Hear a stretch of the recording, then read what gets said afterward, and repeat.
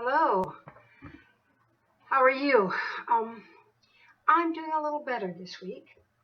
Since the last visit, I've had a couple of difficult weeks. 3 years ago, this week, April of 2017, my sister Pammy died, and her death changed my life. Pammy had been homebound for about 10 years, and then in bed full time for about two of her last 2 years due to multiple sclerosis. So she had MS, and it is a progressive disease, and she lost, every year she lost some kind of function. But she was a brave girl, and she said she knew God wouldn't give her more than she could bear. Well, she died. She died. She had MS affects your nerves, the coating around your nerves, and she had terrible, terrible pains in her mouth. They would like shooting lightning bolt kind of pains, and so she had surgery, and she died during the surgery on a cluster of nerves in her cheek. She had two massive strokes, and she never regained consciousness. I'm sharing this with you to lead into how I deal with grief, in the hope that it will help you deal as you grieve. When I grieve, I'm quiet. I become quiet, and I spend a lot of time reading or watching old movies. And the whole time I'm reading or watching, the thoughts and memories of the person who died and the time we spent together around in my head.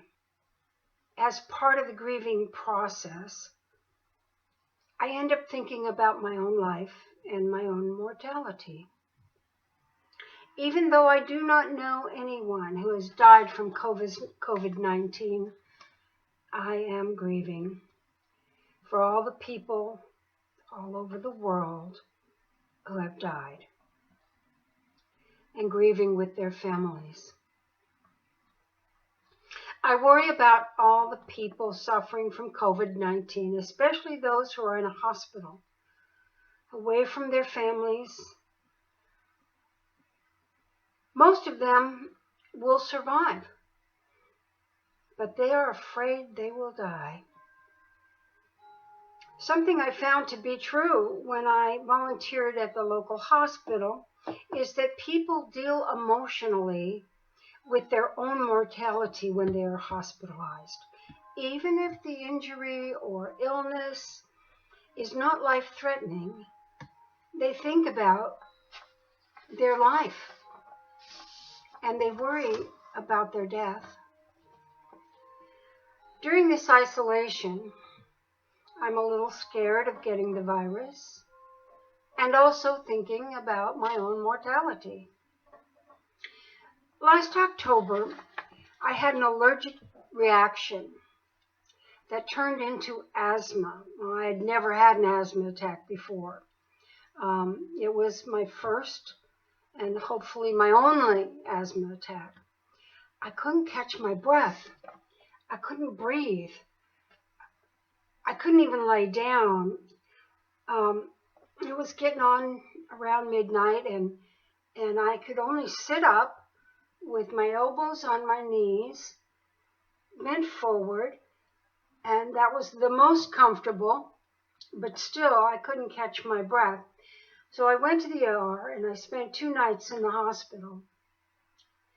Well, they took care of me as if I was royalty. They were every single person, from the receptionist in the ER to the nurses and the doctors, the housekeepers, and my favorite, the respiratory therapist. I always looked forward to his visits because they would put me on this little inhaler thing, a little machine. Can't remember what they call it. Not a ventilator. Nothing went down my throat. It was just a little machine that I would breathe, and it had medicine in it, and I could breathe better, and I could finally get some sleep. When you're in the hospital, they put a goal. They have a chart on the wall, a whiteboard on the wall, and they say, "What is your goal?" And I said, "Sleep." And so they wrote that on the board, and everybody who came in to check on me saw that, and they knew that I didn't want to be messed with unless it was the respiratory therapist or the nurse giving medication. I just wanted to sleep, and I did. I finally did, and of course, as it goes, no sooner do you fall asleep than somebody else comes into your room. But it was all okay. I was able to get some sleep. The second night, I slept 2 or 3 hours at a time, and that was good. And then they sent me home, and with instructions on how to use. There's a rescue inhaler, which I had never used before, and a little disc that you twist, and it grinds a pill into a powder, and then you inhale it. And I think it has steroids in it. So besides some other pill form medications, and so I was supposed to use those for a whole month after I got out of hospital, and then I was supposed to go see my doctor, and I did, and he prescribed me some more so I could take them home, even though I got off of them after a period of time. I got off the little disc one with the steroids after about 4 weeks. And then I used the rescue inhaler fully for about 3 months. Not every 4 to 6 hours, but I used them every day. So I spent 2 nights in the hospital, came home, and started recovering from this severe asthma attack. Well, I think I know to some small degree what the people with COVID-19 are going through.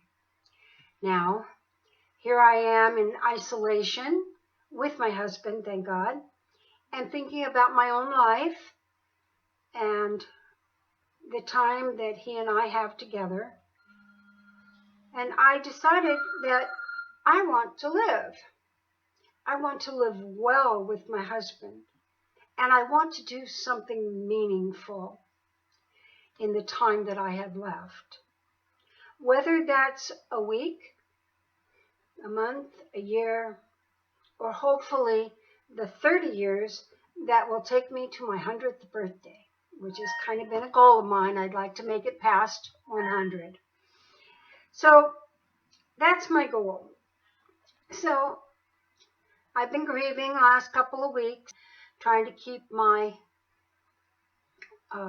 news, watching television news down to a little bit in the morning, see what's going on, a little bit at night, and then I need to be distracted the rest of the time. So I need to get busy. So the first week, John and I did our shopping, and then the second week, and we made sausages. We made 30 pounds of sausages. We have breakfast sausage every morning, homemade sausage, and he made Italian sausage, so we have that for dinner sometimes. And we stocked up and cleaned up and got all settled in for a month or so.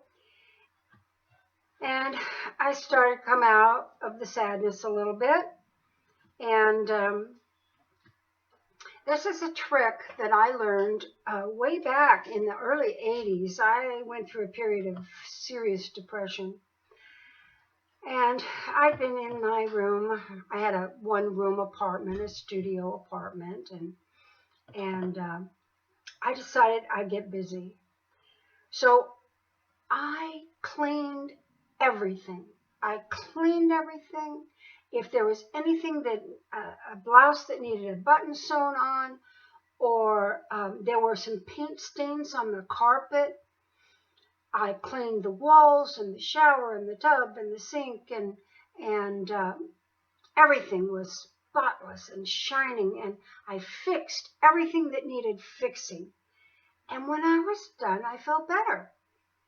Well, this is something that I've continually done if I'm depressed. To come out of the depression, first, I make sure all the laundry is done. So I've been busy for the last 2 weeks making sure all the laundry is done, including the rugs. And I have a method for cleaning my room or cleaning my closet. I use a 3-bag process. Throw it, give it, or keep it. And I taught this to my grandsons when they were younger. We had to go through all their toys, and I put 3 boxes, and I said, so either toss it if it's broken and it can't get fixed, or give it if you've outgrown it and somebody else can use it, or keep it because it's something you still use, you still want, and maybe if it's broken, it can be fixed. So you fix it. So this is my 3-bag process. If in my closet, if something is worn out or has stains on it, holes in the elbows, I throw it away. If it's just something that doesn't fit me anymore because I gained another 5 pounds, and then I put it for the Goodwill, or for me, I have a place called Angel View, a charity.